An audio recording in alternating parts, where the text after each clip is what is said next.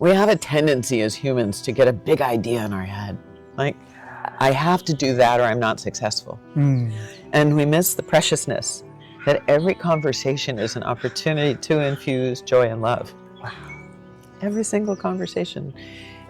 You modeled this so beautifully, and your whole program is dedicated to this. And I think that we underestimate the power of the silence and a smile. Yeah. Right? Yep. We underestimate the power of, and again, you know, you said, didn't say my husband, you said, I'm looking forward to seeing you and Russell. Yes. So that opportunity to personalize, to create the connection. The social fabric of all humans is connection and growth. What I see shifting now is that we're moving from I to we, and then there are some who are now moving from we to all of us. All of I'm us. Wow, beginning to understand the integration to the planet.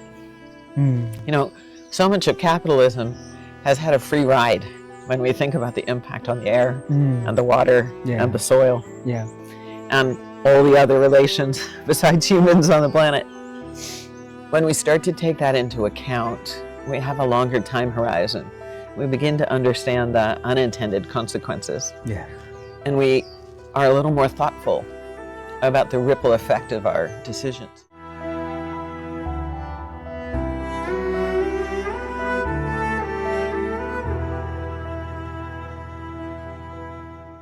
Hello, Janet. Thank you so much for having our family here to your beautiful house in this beautiful island. Thank you very much for the honor to come here. Well, I feel very blessed, huh? You and Vivian and your kids, Min and Jackie and Anne, are delightful. Yeah, and now I'm hearing a beautiful love story and on top of the journey that we had last time in our interview. So that's why I say I would love to have a second interview to follow up from the last one. Okay. Right? Yeah. And in person, it's always better. And earlier for our audience, this is the first time that Janet and I and us met. We met in person for the first time, right? And so it doesn't mean that if we meet virtually, it's no meaning. It's always a meaning in anything that we do. Right? That's right. Yeah. And for our audience, it would be an honor for us if you can share a little bit about who you are and the work you do for our audience. Would you please do that?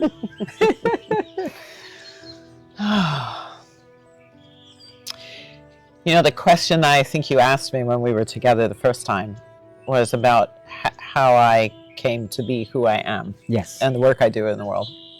And I recall saying to you, it wasn't planned or intentional. And I think as I look back on, it's now 30 years as an entrepreneur. Wow. Right? 1996. Yes. That's when I started. And I had spent 14 years in corporate life before that. So I had the sense of what it was to be in a large organization working globally. And there was something that just called to me about how could I translate what I had learned for others who didn't have those experiences but could learn from what I had learned. And one of my last assignments at Charles Schwab & Company was a very large change project for 6,000 people's lives. Yeah.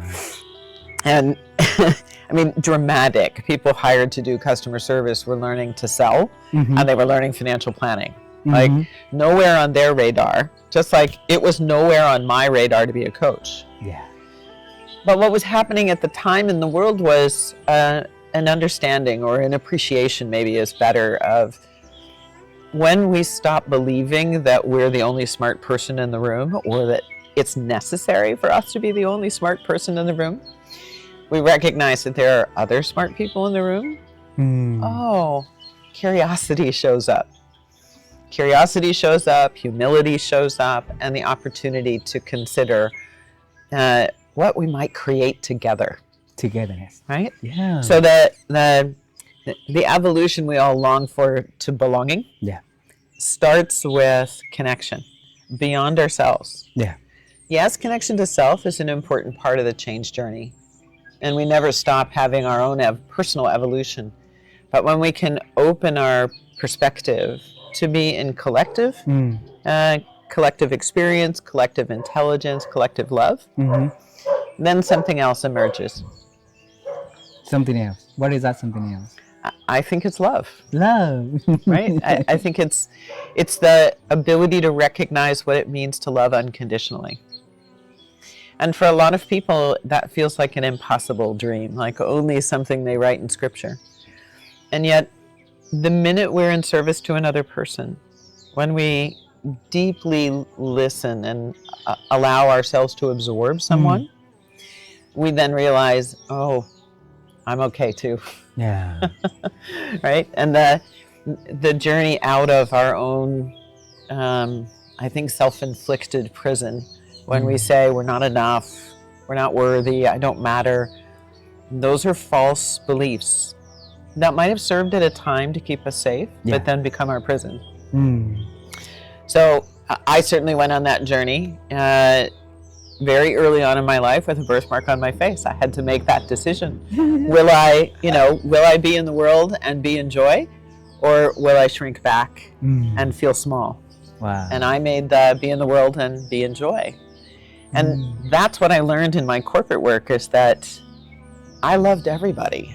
And as a result, I did things for the organization that nobody wanted to touch the projects I did. But I was like, the more complex, the more difficult, the more challenging, the more risky, count me in. The more you're in.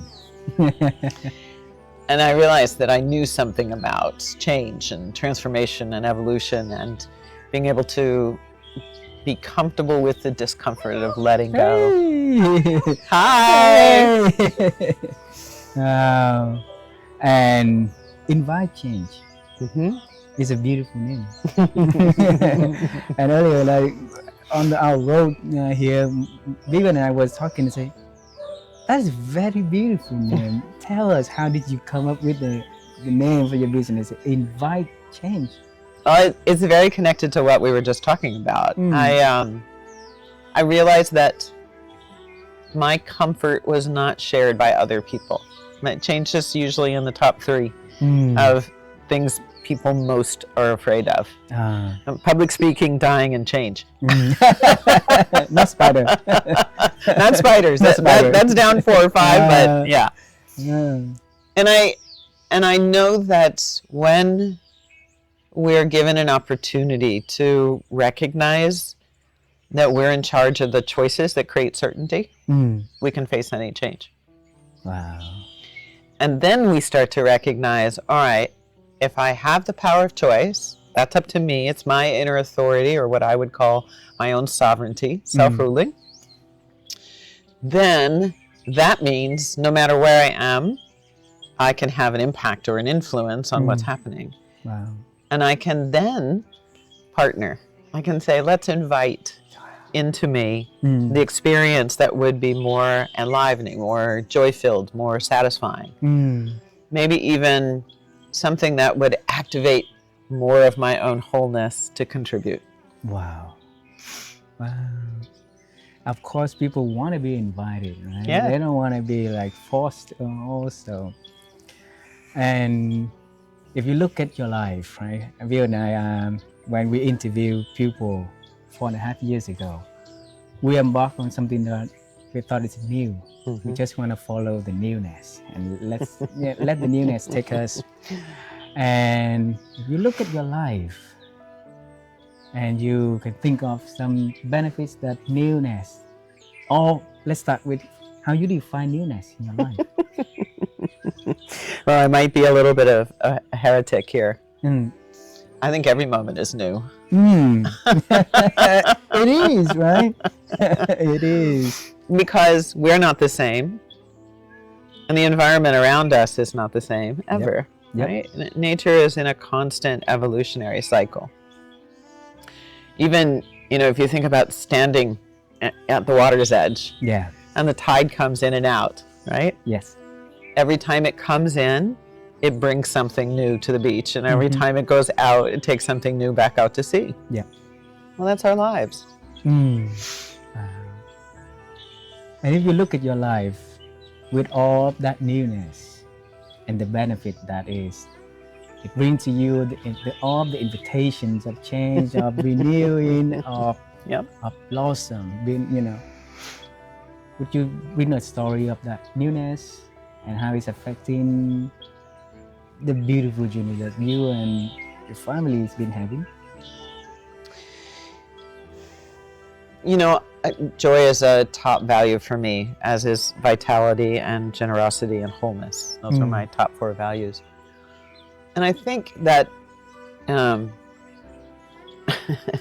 Russell laughs at me all the time. He says, how do you get up every morning with a smile on your face? Like, how do you get up and you're immediately awake? How? I think it's what you're describing. It's like, I can't wait to greet the day. Wow. Like, I get the privilege to be in this body, to live in this place, to know all the people I know around the world, to do the work I get to do in service to humans being better humans together. Right? That's the simple way I describe what we do for a living. And to me, that is such a privilege. And yeah, it has a sacred responsibility in my book, to deeply care for another human being, no matter the circumstance, whether it's someone who is in a moment in their lives that is horrific, in a war zone, addicted in some way and not in their right mind, in a place where there is so much limitation on who they are, right? Those circumstances are still temporary. Yeah. And they can't be changed immediately, nor can you change what's already happened. It's part of the fabric of their life. But if we look at Viktor Frankl's story, and we refer to this often, but I think he captured so beautifully the simplicity of, internally, no one can ever take my life away. Yeah. That's up to me. It's up to us, right? Yeah. So, to me, that's a privilege and a sacred responsibility that starts with me, and then every relationship I'm in. So for 30 years in the coaching, 30 years ago, coaching is not even existing. You are among the founding members of creating, the coaching and seeing it grow internationally right now. If there's some words of advice you can give to our audience for them to have that up to me in defining our moment of newness, being something like the energy you have every day with joy, waking up with energy, up to you to own that space. How can you do that? Keep it simple. Wow. Keep it simple. I think when I talk with people who are on the journey of stepping into coaching as a livelihood, or a leader who is stepping into the coaching mindset and skill set to lead their team or their organizations, we have a tendency as humans to get a big idea in our head. Like, I have to do that or I'm not successful. And we miss the preciousness that every conversation is an opportunity to infuse joy and love. Wow. Every single conversation. You modeled this so beautifully, and your whole program is dedicated to this. And I think that we underestimate the power of the silence and a smile. Yeah. Right? Yep. We underestimate the power of, and again, you said, didn't say my husband, you said, I'm looking forward to seeing you and Russell. Yes. So that opportunity to personalize, to create the connection. The social fabric of all humans is connection and growth. Wow. And it is up to me each moment. And if today the only time I can do it is in this moment, and then I must see to something that is difficult, okay, tomorrow I'll have 2 moments. Yeah. And the day after that, I might have 5 moments, until I can hear myself, oh, I have a discipline. I have a practice. Wow. Now I can see that it's feeding me. It's restoring me. That inspires me to expand my practice. Wow. It might even inspire me to share the practice. To me, that's the process of inviting change. Keep it simple. Keep it in your daily practice. Keep it in your reflection time. Remember what you're grateful for, and who's in your life that you're grateful for. Wow. When we do the framework for newness, the two letter S at the end of the word newness, right? The first letter S stands for share your stories. And you've been sharing your story to inspire million people out there to change. And my son, I'm talking about my son, the people in my circle right now is really reluctant to share his stories, and believe there's so many people also afraid of sharing their stories. Right. They might think that their story has nothing to share. They might think that, there's so many things that they're afraid of sharing stories, and people will laugh at it or belittle them for that. Right. So if you can tell people, like you just say about shared stories, right? And why they should share more of their stories. What advice? One of my colleagues, she's since retired, Amar Ross, she gave me the acronym for sales that I just adore. Sharing all life experiences simply. Sharing all life's experiences simply. Over time, I've changed that to sharing all life's experiences sweetly. Sweetly. Wow. Little simple change, right? It's different. Yeah. Wow. And I think that when we have the mindset that our story somehow doesn't measure up to someone else's, won't be important to them, we're actually telling ourselves that our story isn't important to us. And that's the shift. The gift that you're giving people is an opportunity to return back home to themselves. And to know that this story is uniquely theirs. Yeah. And can only be celebrated when it's shared. Last question. And in this conversation, you mentioned the word, I think, 2 times already. How have you been growing your ability to think beautifully like this? Well, beauty is also a top value of mine if we extend beyond the 4.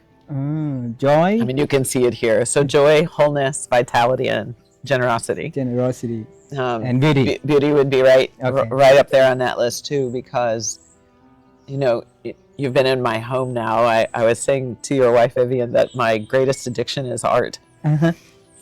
Creating art, buying art, displaying art, right? Yes. And the reason is that I can feel how much it allows the beauty of my soul to be fed. Wow. Which means then I have more of me to share later. Wow. I think that there is how has my thinking changed? Probably the biggest thing in the last 5 years in particular is recognizing how young we are as a society. And I think that there is a place where our youth has us be innocent, and we struggle to find our wisdom. It's there. It's been there for the ages. We always say history repeats itself. Yeah. Although I think each swing through our history reveals that we have learned something. So I think we're learning to think in a more all of us way. You asked me earlier about generative. And generative was something I coined to represent what leaders were telling me. I kept asking the question, how do you sustain your excellence? Many years in an executive leadership role and still inventing, still growing your organization, still having a big impact with your customers and in your communities, in your industry. And there were 3 things that they said that really struck me. And one of them was the ability to put themselves in a place of complete discomfort. Wow. For the purpose of learning. And when they did that, they recognized that their imagination was supercharged. And so the ability to originate new thinking, new ideas, and then ultimately to let them go into the system of their organization, so that the experimentation that is fundamental to creativity could be supercharged. Wow. That they didn't have to manifest the idea by themselves. Right? Lots of founders and entrepreneurs at the beginning of their entrepreneurial journey, have that, if it's to be, it's up to me mindset, right? Guilty as charged. Me too. And ultimately, the staying power of it is in being clear that we'll never know all there is to know, right? Yep. So generative was that movement from an I orientation to a we orientation. And to fully embody the continuous learning, to originate new thinking, to allow something to get created that hasn't yet been available to people, and then producing it. Wow. So those 4 verbs are all part of generative. Wow. And I think the secret sauce for the really successful leaders had to do with how connected they were to their own sovereignty, right? Their ability to look within and trust an inner authority that could instinctively and intuitively know exactly what was wanted next, and to empower others to do the same.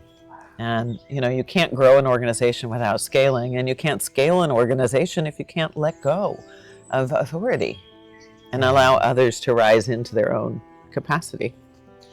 So what I see shifting now is that we're moving from I to we, and then there are some who are now moving from we to all of us. All of us. Beginning to understand the integration to the planet. So much of capitalism has had a free ride when we think about the impact on the air and the water and the soil and all the other relations besides humans on the planet. When we start to take that into account, we have a longer time horizon. We begin to understand the unintended consequences. And we are a little more thoughtful about the ripple effect of our decisions. This is something Indigenous people have known for a very long time. And again, we can look back in history and see that there were incredibly brilliant thinkers thousands of years ago. Yes, we're repeating history. Ours is a little different, right? We're figuring out how machines work. They don't need to sleep or eat. And they really don't get their feelings hurt. That's a projection on our part. And when they can do for us what our human brains have not evolved to be able to do, humans then can begin to develop and rekindle the intuitive and the instinctive, which and is the empathetic. Important. Right? Which is make it us, right? Makes us us. Make us us. Right? All of us. Wow. And that's what's called regenerative. Can we live in the cycle and trust that every single person's life experience contributes to that regenerative cycle? Nothing's left out. How can I stay in that cycle comfortably and be part of that? Okay, that's 3 questions. Stay in that cycle comfortably and be part of that. But it starts with the how, so only one question. I know I say it's the last question, but because of what you share is so big and so deep, I just want to dive in that. I think it's cold for you, is that? It's a little chilly, but it's okay. Yeah. You are in it. You don't need a how. You're already in it. All of us means every breath you take, you're in it. That you brought your family here to share lunch and visit this part of Whidbey Island. That put you in relationship with me to have this conversation. You were in it, right? You're in the continuous cycle of learning, of loving, of exploring, of discovery. Comfortable, that's a whole other thing. Because sometimes when we loosen our grip on what we have identified as ourself, it feels a little terrifying. And yet, to have gotten to my place of comfort, I had to have started from a place of discomfort. Like you mentioned earlier, those amazing leaders, they throw themselves into discomforts, right? That's right. Oh. You know, when we're little kids, we have this extraordinary capacity for imagination and creativity because we haven't been told no yet. Mm. And then we get acculturated and acclimated to the way whatever our family of origin has decided is the way to walk in the world. And we atrophy our natural curiosity and imagination. I know. I see. So part of getting back to comfort is being able to say, I'll be fine. Let me bring wonder into my life. Oh. And trusting that. See, you mentioned earlier about simple. I'll be fine.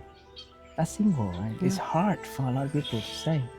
But if you say, I'll be fine, then your mind is free to think again, and your body is free to try again. I love you. We love you. Thank you so much. You're so welcome. Thank you very much. I love you too. Yeah. Thanks for coming to visit me. And come to Vietnam too. I will. Yeah. I will. I'll come. So now you hear from Jeanette. Thanks a lot for spending your time listening to our conversation, and thanks Jeanette a lot for sharing wisdom to our audience. We love you and My wish all the pleasure. best to your family always. Thank you. Thank you.